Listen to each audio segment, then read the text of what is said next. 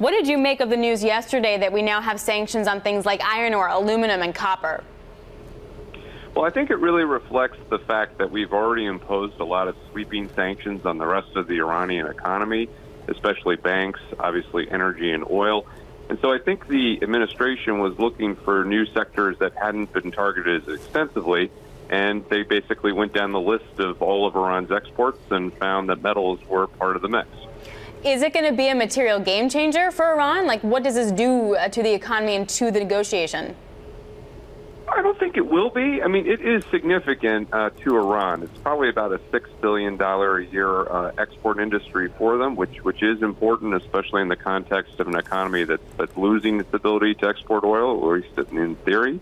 But you have to remember, most of those exports are to their neighbors, and they're within the region, which means it's much easier to keep those transactions moving. They don't necessarily have to use the international banking system or have to go long distances.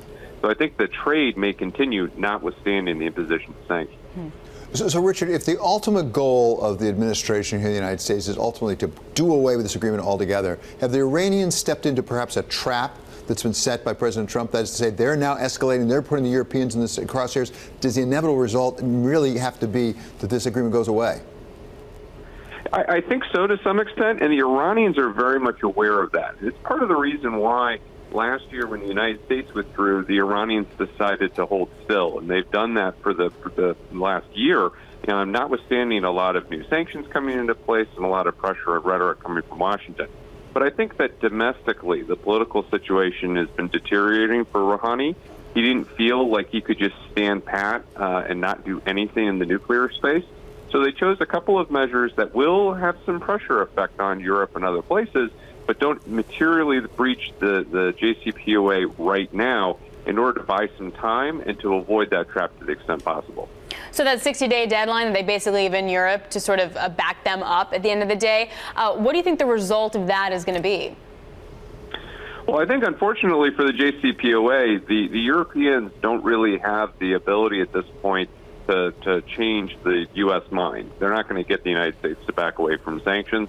It's highly unlikely they're going to get their companies to reinvest in Iran, especially having exited.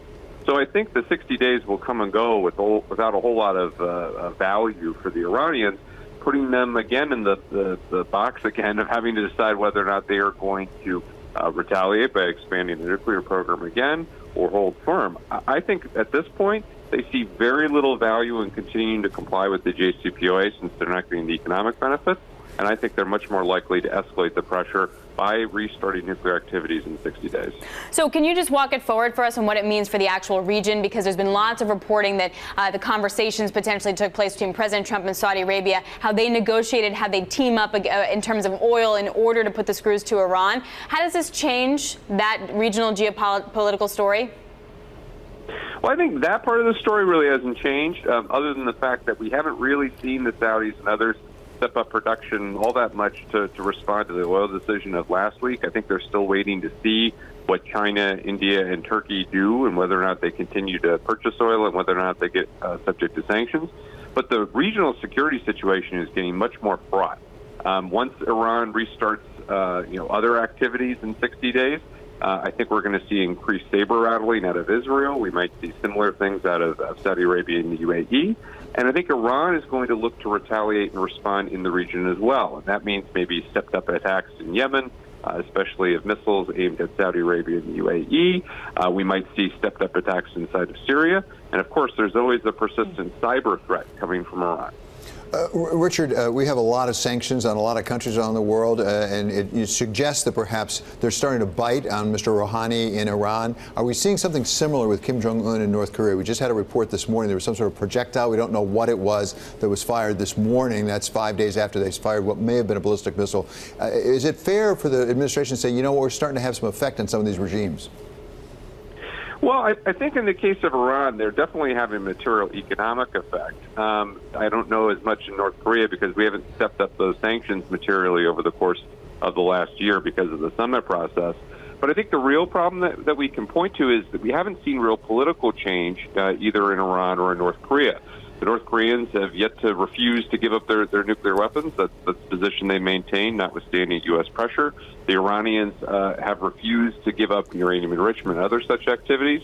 And so I think that basically points to is that sanctions pressure could mount, but it doesn't necessarily change the strategic calculus or the strategic interests of the countries being subject to that pressure. And we're finding that, I think, in both the North Korea and the Iran cases right now. Richard, take one big step back for a moment. When you were really taking a look at sanctions, does the U.S. government take into account the possibility that by imposing too many sanctions, it may actually lose some power around the world? And specifically what I mean is, particularly when it comes to Europe, ultimately the power is through the U.S. dollar and through the clearing process, such as the SWIFT payments account.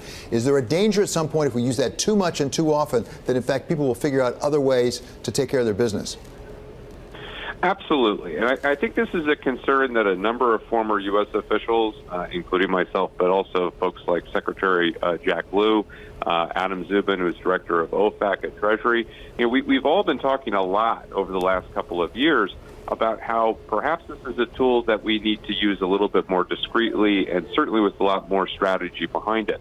And it's because of all of those things you just listed. The fact of the matter is the U.S. economy gets tremendous advantage from being at the center of the web, but we're also using that web a little bit too much, perhaps, for political and security interests, and that runs the real risk of having that web cut away from us.